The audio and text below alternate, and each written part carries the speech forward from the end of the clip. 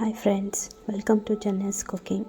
ಇವತ್ತಿನ special recipe chicken gravy. Restaurant ಸ್ಟೈಲಲ್ಲಿ ಟೇಸ್ಟಿಯಾಗಿ ಸಿಂಪಲ್ಲಾಗಿ ಮನೇಲಿ ಹೇಗೆ ಮಾಡ್ಕೋಬೋದು ಅಂತ ಹೇಳಿ ನೋಡೋಣ. ಈ ಚಿಕನ್ ಗ್ರೇವಿ ದೋಸೆ, ಚಪಾತಿ, ಪೂರಿ, ರೊಟ್ಟಿ, ಅನ್ನಕ್ಕೂ ಸೂಪರ್ ಕಾಂಬಿನೇಷನ್ ಆಗಿರುತ್ತೆ.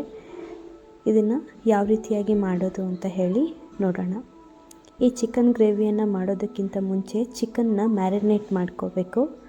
ಅದಕ್ಕೆ ನಾನಿಲ್ಲಿ ಅರ್ಧ KGಯಷ್ಟು ಸ್ಕಿನ್ಲೆಸ್ ಚಿಕನನ್ನು ತೊಗೊಂಡಿದ್ದೀನಿ. ಇದಕ್ಕೆ 1 ಟೇಬಲ್ ಸ್ಪೂನ್ನಷ್ಟು ಶುಂಠಿ ಬೆಳ್ಳುಳ್ಳಿ ಪೇಸ್ಟು, ಹಾಗೆಯೇ ಕಾಲು ಟೇಬಲ್ ಸ್ಪೂನ್ನಷ್ಟು ಅರಿಶಿನ ಪುಡಿ, ಹಾಗೆಯೇ 3 ಟೇಬಲ್ ಸ್ಪೂನ್ನಷ್ಟು ಮೊಸರು, 1 ಟೇಬಲ್ ಸ್ಪೂನ್ನಷ್ಟು ಉಪ್ಪು. ಇದಿಷ್ಟು ಇಂಗ್ರೀಡಿಯೆಂಟ್ಸ್ನ ಸೇರಿಸಿ ಚಿಕನ್ಗೆ ಚೆನ್ನಾಗಿ ಹಚ್ಕೊಳ್ಳೋ ರೀತಿಯಲ್ಲಿ ಕಲಿಸ್ಕೋಬೇಕು. ಈ ಚಿಕನ್ನ ಚೆನ್ನಾಗಿ ಮಿಕ್ಸ್ ಮಾಡಿಕೊಂಡು ಒಂದು ಅರ್ಧ ಗಂಟೆ ನಾವು ಇದನ್ನು ಮ್ಯಾರಿನೇಟ್ ಮಾಡ್ಬೋದು. ನಿಮ್ಗೆ ಜಾಸ್ತಿ ಟೈಮ್ ಬೇಕು ಅಂದರೂ ಕೂಡ ಇಟ್ಕೋಬಹುದು. ನಾನು ಇದನ್ನು ಒಂದು ಅರ್ಧ ಗಂಟೆ ಫ್ರಿಜ್ಜಲ್ಲಿ ಮ್ಯಾರಿನೇಟ್ ಮಾಡೋದಕ್ಕೆ ಇಟ್ಕೊಂಡಿದ್ದೀನಿ. ಈ ಚಿಕನ್ ಗ್ರೇವಿ ಮಾಡೋದಕ್ಕೆ ಒಂದು ಪೇಸ್ಟನ್ನು ರೆಡಿ ಮಾಡ್ಕೋಬೇಕು. ಅದಕ್ಕೆ ನಾನಿಲ್ಲಿ ಒಂದು ಮೀಡಿಯಮ್ ಸೈಜ್ದು ಟೊಮೆಟೊವನ್ನು ಕಟ್ ಮಾಡಿ ಮಿಕ್ಸಿ ಜಾರ್ಗೆ ಸೇರಿಸ್ಕೊತಾ ಇದ್ದೀನಿ. ನಂತರ 10 ಗೋಡಂಬಿಯನ್ನು ಒಂದು ಅರ್ಧ ಗಂಟೆಗಳ ಕಾಲ ನೆನೆಸಿದ್ದೆ. ಆಗ ಗೋಡಂಬಿಯನ್ನು ಸಹ ಸೇರಿಸ್ಕೊತಾ ಇದ್ದೀನಿ. ಗೋಡಂಬಿಯನ್ನು ಸೇರಿಸೋದ್ರಿಂದ ಗ್ರೇವಿ ಥಿಕ್ನೆಸ್ ಚೆನ್ನಾಗಿ ಬರುತ್ತೆ, ಹಾಗೆ ಟೇಸ್ಟು ರಿಚ್ನೆಸ್ ಕೊಡುತ್ತೆ.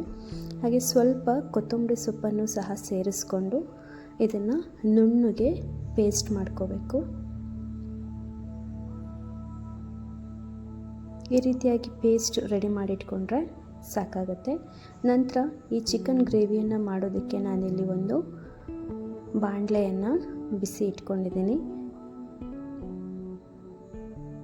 ಈ ಬಾಣಲೆ ಬಿಸಿ ಆದ ನಂತರ ನಾನು ಇದಕ್ಕೆ 2 ಟೇಬಲ್ ಸ್ಪೂನ್ನಷ್ಟು ಎಣ್ಣೆಯನ್ನು ಸೇರಿಸ್ತಾ ಇದ್ದೀನಿ. ಎಣ್ಣೆ ಬಿಸಿ ಆದಮೇಲೆ ನಾನಿಲ್ಲಿ ಒಂದು ಮೀಡಿಯಮ್ ಸೈಜ್ ಈರುಳ್ಳಿಯನ್ನು ಕಟ್ ಮಾಡಿಕೊಂಡು ಸೇರಿಸ್ತಾ ಇದ್ದೀನಿ.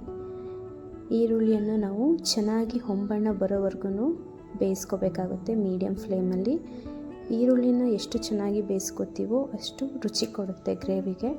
ಹಾಗೆ ಇದು ಸ್ವಲ್ಪ ಕಲರ್ ಚೇಂಜ್ ಆಗಿದೆ ಅನ್ನುವಾಗ ನಾನಿಲ್ಲಿ ಇದಕ್ಕೆ ಒಂದು ಅರ್ಧ ಟೇಬಲ್ ಸ್ಪೂನ್ನಷ್ಟು ಶುಂಠಿ ಬೆಳ್ಳುಳ್ಳಿ ಪೇಸ್ಟನ್ನು ಸೇರಿಸ್ತಾ ಇದ್ದೀನಿ. ಇದನ್ನು ಕೂಡ ಶುಂಠಿ ಬೆಳ್ಳುಳ್ಳಿ ಪೇಸ್ಟ್ನ ಹಸಿ ವಾಸನೆ ಹೋಗೋವರೆಗೂ ನಾವು ಚೆನ್ನಾಗಿ ಫ್ರೈ ಮಾಡ್ಕೊತ ನಾವಿದನ್ನು ಬೇಯಿಸ್ಕೋಬೇಕಾಗುತ್ತೆ. ಹಸಿ ವಾಸನೆ ಪೂರ್ತಿಯಾಗಿ ಹೋಗೋವರೆಗೂ ನಾವಿದನ್ನು ಫ್ರೈ ಮಾಡ್ಕೋಬೇಕು. ಈಗ ಚೆನ್ನಾಗಿ ಫ್ರೈ ಆದಮೇಲೆ ನಾನು ಇದಕ್ಕೆ ರುಬ್ಬಿಟ್ಕೊಂಡಿರುವಂತಹ ಟೊಮೆಟೊ, ಗೋಡಂಬಿ ಹಾಗೆ ಕೊತ್ತಂಬರಿ ಸೊಪ್ಪಿನ ಪೇಸ್ಟನ್ನು ಸೇರಿಸ್ತಾ ಇದ್ದೀನಿ. ಈ ಕೊತ್ತಂಬರಿ ಸೊಪ್ಪು, ಟೊಮೆಟೊ ಎಲ್ಲ ಹಸಿಯಾಗಿ ಸೇರಿಸಿರೋದ್ರಿಂದ ಈ ಹಸಿ ವಾಸನೆ ಹೋಗೋವರೆಗೂ ಈ ಪೇಸ್ಟನ್ನು ಸಹ ನಾವು ಚೆನ್ನಾಗಿ ಫ್ರೈ ಮಾಡ್ಕೋಬೇಕಾಗತ್ತೆ. ಈ ರೀತಿ ಚೆನ್ನಾಗಿ ಫ್ರೈ ಆಗಿ ಎಣ್ಣೆ ಬಿಟ್ಕೊತಾ ಇದೆ ನೋಡಿ, ಇವಾಗ ಅದರ ವಾಸನೆ ಎಲ್ಲ ಹೋಗಿರುತ್ತೆ. ನಂತರ ನಾನಿಲ್ಲಿ ಇದಕ್ಕೆ 1 ಟೇಬಲ್ ಸ್ಪೂನ್ನಷ್ಟು ಖಾರದ ಪುಡಿಯನ್ನು ಸೇರಿಸ್ತಾ ಇದ್ದೀನಿ. ಹಾಗೆ 1.5 ಸ್ಪೂನ್ನಷ್ಟು ಧನಿಯಾ ಪುಡಿ, ಹಾಗೆ ಅರ್ಧ ಟೇಬಲ್ ಸ್ಪೂನ್ನಷ್ಟು ಗರಂ ಮಸಾಲ ಪೌಡರನ್ನು ಸೇರಿಸ್ತಾ ಇದ್ದೀನಿ. ಇದನ್ನು ಕೂಡ ನಾವು ಎಣ್ಣೆಯಲ್ಲಿ ಚೆನ್ನಾಗಿ ಫ್ರೈ ಮಾಡ್ಕೋಬೇಕು. ಇದು ಚೆನ್ನಾಗಿ ಫ್ರೈ ಆಗಿ ಎಣ್ಣೆ ಬಿಟ್ಕೊಳ್ಳೋವರೆಗೂ ಸಹ ನಾವಿದನ್ನು ಚೆನ್ನಾಗಿ 2 ರಿಂದ 3 ನಿಮಿಷ ಫ್ರೈ ಮಾಡ್ಕೋಬೇಕಾಗತ್ತೆ.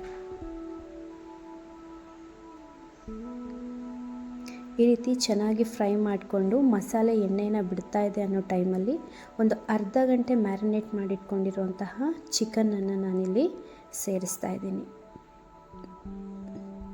ಈ ಚಿಕನನ್ನು ಸಹ ಆ ಮಸಾಲೆಯಲ್ಲಿ ಚೆನ್ನಾಗಿ ಮಿಕ್ಸ್ ಆಗೋ ರೀತಿ ನಾವು ಚೆನ್ನಾಗಿ ತಿರುಗಿಸ್ಕೋಬೇಕಾಗತ್ತೆ. ಈ ಮಸಾಲೆ ಎಲ್ಲ ಚಿಕನ್ಗೆ ಚೆನ್ನಾಗಿ ಹಿಡ್ಕೋಬೇಕು. ಅಲ್ಲಿವರೆಗೂ ಚೆನ್ನಾಗಿ ಮಿಕ್ಸ್ ಮಾಡಿಕೊಂಡು ಲೋ ಫ್ಲೇಮ್ನಲ್ಲೇ ಒಂದು 5 ನಿಮಿಷ ನಾವು ಇದನ್ನು ಹಾಗೇ ಬೇಯಿಸ್ಕೋಬೇಕಾಗತ್ತೆ. ಈ ರೀತಿ ಒಂದು 5 ನಿಮಿಷ ಬೇಯಿಸ್ಕೊಳ್ಳೋದ್ರಿಂದ ಚಿಕನ್ಗೆ ಮಸಾಲೆ ಎಲ್ಲ ಚೆನ್ನಾಗಿ ಹಿಡಿಯುತ್ತೆ.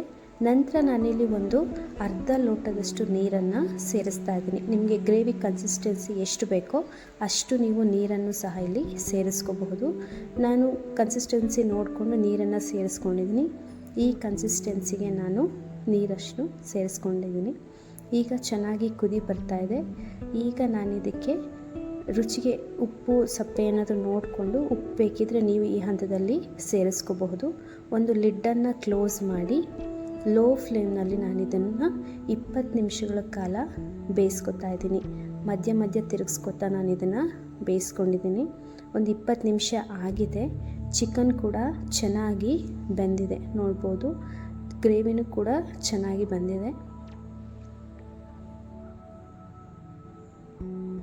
ಈಗ ಚಿಕನ್ ಗ್ರೇವಿ ಚೆನ್ನಾಗಿ ರೆಡಿಯಾಗಿದೆ.